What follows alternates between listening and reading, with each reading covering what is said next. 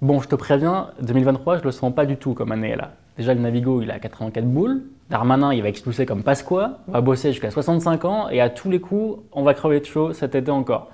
Donc je te préviens, je vais être de mauvaise humeur, je vais être agressif, je vais être insultant, je vais être injurieux, je vais être de mauvaise foi. Attends, excuse-moi. Ouais, allô? Ok. Ok. Bon, c'était Hanouna. Il me veut comme chroniqueur sur son plateau. Apparemment, j'aurai le profil.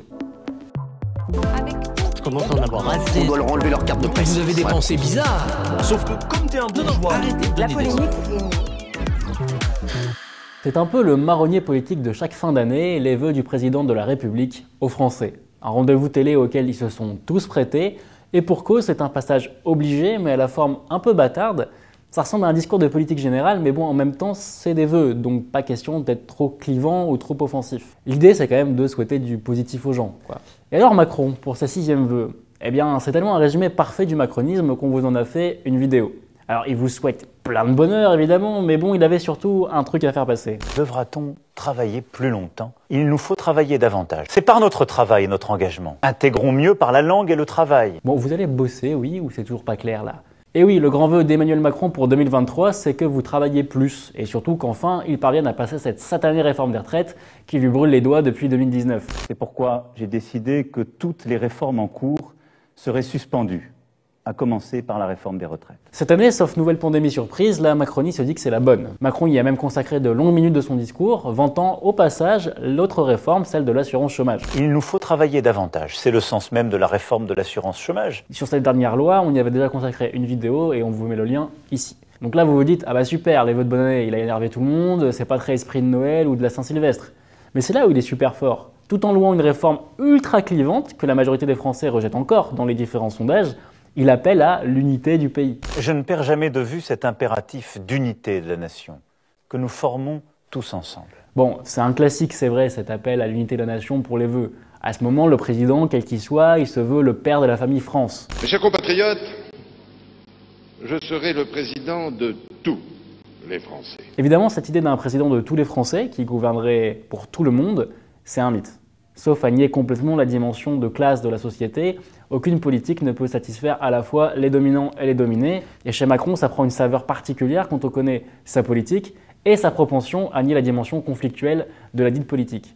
En Macronie, on propose des réformes clivantes socialement, puis on reproche aux oppositions le clivage qu'on a nous-mêmes provoqué. Mais tout ça, c'est parce que c'est la crise, voyez-vous. En ce qui nous concerne, il nous revient d'affronter ce nouveau chapitre d'une rude époque. Si on doit travailler plus, faire des efforts, c'est parce que nous traversons une tempête de l'histoire. Covid, guerre en Ukraine, pénurie, c'est le retour de l'incertitude, en tout cas c'est ce qu'a théorisé Macron.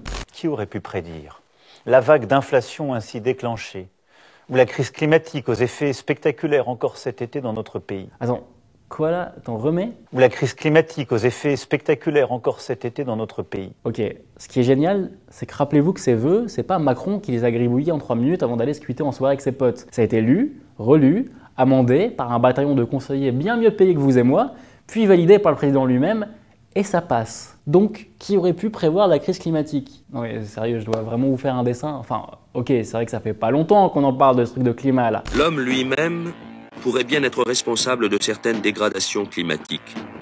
Depuis le 19e siècle, une quantité chaque jour croissante de charbon et d'hydrocarbures est brûlée dans le monde. Cette opération aboutit à la libération de quantités énormes de gaz carbonique, quelques 20 milliards de tonnes par an actuellement. Ça date de 1977, c'était une émission de France 3, c'est dire si on n'a pas vu venir la crise. Enfin bref, vous l'avez compris, Emmanuel Macron aime asseoir son statut de capitaine en pleine tempête, c'est là qu'il sait être le meilleur, souvenez-vous de ça. Nous sommes en guerre sanitaire certes. Nous ne luttons ni contre une armée, ni contre une autre nation, mais l'ennemi est là, invisible, insaisissable, qui progresse. Ballotté par les vents de l'histoire, il nous faut donc reconstruire. Dans la longue histoire de notre nation, il y eut des générations pour résister, d'autres pour reconstruire, d'autres encore pour étendre la prospérité conquise. Alors notez que ce mot de refonder, qu'on retrouve aussi ici, je nous souhaite pour 2023, par notre travail et notre engagement, d'œuvrer à refonder une France plus forte. Ce mot donc, il est totalement vide. On refonde quoi? On ne sait pas. Il n'est pas question d'adopter de nouvelles constitutions ou de changer la devise du pays. La refonte de la nation pour Macron, c'est de travailler jusqu'à 65 ans a priori. Mais alors du coup, Puisqu'il aime tant le travail, pourquoi dans ce cas Emmanuel Macron ne mène-t-il pas une politique en faveur d'une plus juste rémunération du travail? Genre en augmentant les salaires par exemple. Pourquoi sa politique se résume-t-elle à baisser les impôts sur les entreprises, donc à épargner le capital, ou à supprimer la taxe sur le patrimoine qui était l'ISF, donc à épargner le capital? Faudrait savoir, est-ce que c'est le travail qui est génial ou est-ce que c'est le capital des grandes fortunes? Ou alors le travail est génial tant qu'il permet l'enrichissement des détenteurs de capitaux? Question purement rhétorique évidemment, Emmanuel Macron est un capitaliste, il mène une politique de capitaliste et fait donc des vœux de capitaliste. Et avec ça, une bonne année! Voilà, c'est la fin de cette vidéo, merci de l'avoir suivi, n'hésitez pas à nous dire si elle vous a plu. Avant de se quitter, vous avez voté pour vos flux d'or des pires moments de 2022 lors du dernier épisode et vous pouvez découvrir les résultats en commentaire. Merci de votre participation d'ailleurs. Nous on se dit à dans 2 semaines et n'oubliez pas, quand on a la tête dans le flux, l'important c'est de garder les pieds sur terre. Allez, salut!